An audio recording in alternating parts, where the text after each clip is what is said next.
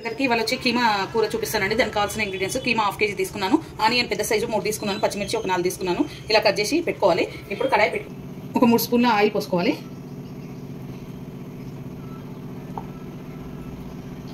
Oil వేడెక్కిందండి. ఇప్పుడు onion పచ్చిమిర్చి కూడా వేసేసుకుంటున్నాను.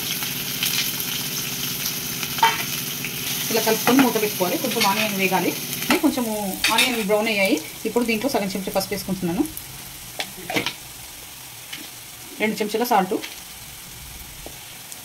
అల్లం వెల్లిపాయ స్పూను 1 స్పూను వేసుకొని బాగా కలుపుకోవాలి. ఒక 2 minutes మగ్గనివ్వాలి. ఓకేనండి, ఇది అంతా మగ్గింది. ఇప్పుడు కీమాని 2 సార్లు కడుక్కొని ఇలా జల్లెల్లో ఉడబోసుకున్నానండి. ఇప్పుడు ఇది వేసేసుకుంటున్నాను కీమా మొత్తం.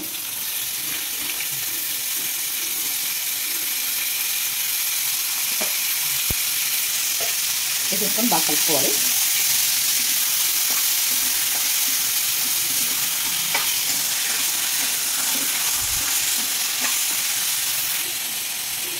ఇప్పుడు దీంట్లోనే కారం వేసేసుకోవాలండి. ఒక 3 స్పూన్ల కారం వేసుకుంటున్నాను. కలుపుకొని కొంచెం మగ్గనివ్వాలి.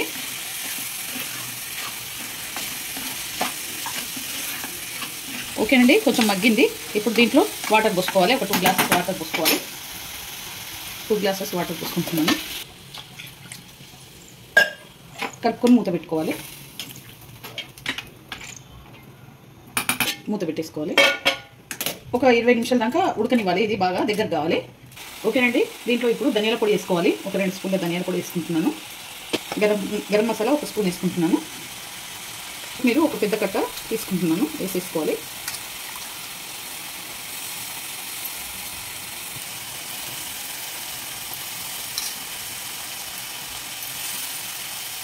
బాగా కలుపుకోవాలి. ఒక నిమిషం ఉంచేసుకొని బంద్ చేసుకోవాలి.